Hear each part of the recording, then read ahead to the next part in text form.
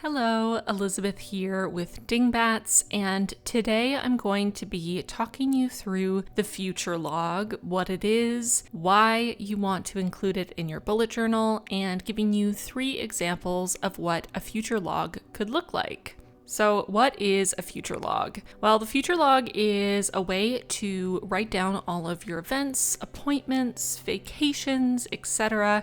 that are happening in the future. So obviously, anything that's happening in your life in the month that you're in currently, you can write it down on your monthly log if you have one, in your weeklies if you use them. But where do you write the events that are happening in the future, next month, a couple months from now, or next year? Some people like to use a digital solution for this, so they may use Google Calendar, for example. But if you want to include it within your bullet journal, which is something that I highly recommend and I personally prefer, the future log is your go-to. Essentially, the future log is like having a bunch of tiny little monthlies put together on a single spread, and it allows you to just write down the most important things that are coming up in the future so that when you do eventually get to that month, you don't forget to add them into your monthly log, your weeklies, and or your dailies. I mostly use my future logs for birthdays, vacations if I'm taking them, any kinds of trips, events, and appointments for myself or my family. The future log for me is the number one most important spread that I set up when I'm starting a new bullet journal, and I think they're incredibly important to make bullet journaling a complete system for organizing your life. So here is my first example of a future log. This one is Stranger Things inspired, since Stranger Things is coming back to Netflix this summer.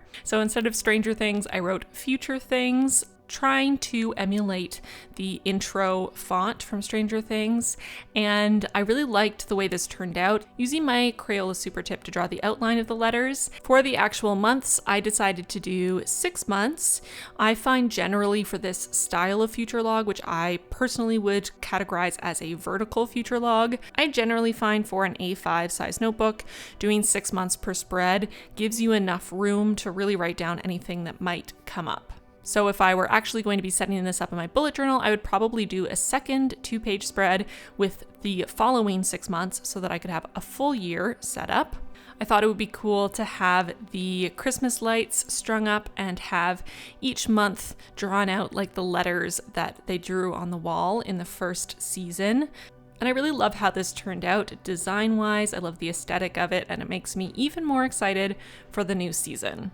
I personally really enjoy this vertical layout of future log, and it tends to be the one that I do most frequently in my own bullet journal. You can see another example of a vertical future log if you check out my recent video where I'm setting up my new bullet journal on my YouTube channel, Plant Based Bride. It's linked in the description box. And then I went back in with a red colored pencil to lightly shade on the inside and outside of these outlines to make it look like the letters are glowing, because it is sort of a neon sign. I really love the effect that this colored pencil gave to this. It just gives it a lot more depth, and I really do feel like it makes it look like it's glowing just a little bit.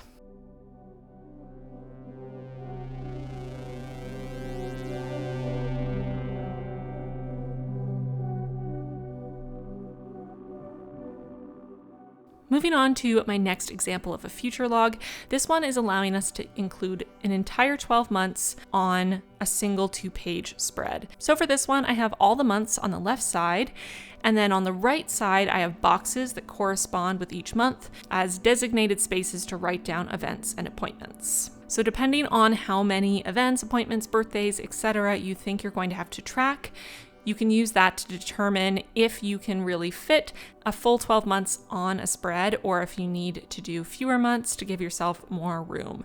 That really depends on you and your lifestyle and how much pre-planning you like to do. Myself, as someone who really likes to plan things in advance, I tend to like to give myself a little bit more room so that I can write down more events. I would rather have a little bit too much room than run out of space and have nowhere to write down an event. But if you find that you have fewer things to write down, a spread like this might be a great way to do it. It also allows you to have a page where you can see every single month in calendar form for the entire year at once, which I know is something that a lot of people like to have in their bullet journal and sometimes will create a completely separate spread from a future log for that exact purpose. So that is definitely a nice benefit of this style of future log. You kind of get two in one, a year at a glance and your future log.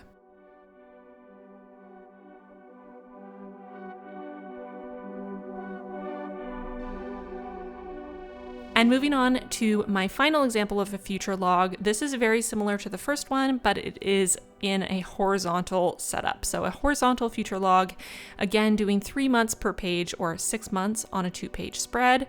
You would use this in exactly the same way as the vertical future log, just oriented horizontally instead of vertically. This is really up to personal preference, whether you prefer a more vertical layout or a horizontal layout. Personally, I love the vertical, but the best thing about bullet journaling in my mind is that you can make it fit you 100%. It can be exactly what you prefer and completely tailored to your needs. So if you're more of a horizontal person, this layout could be perfect for you.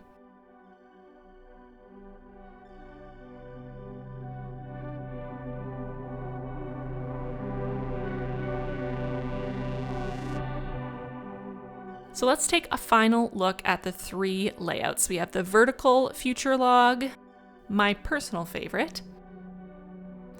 We have the year at a glance and future log combo.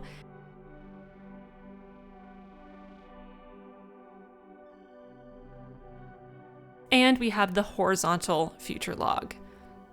These are probably the 3 most common layouts of future logs that I see. Of course, they can look completely different depending on the artistic elements, the design elements that you include, but these really are the bare bones 3 main types of future logs that I tend to see in the bullet journaling community.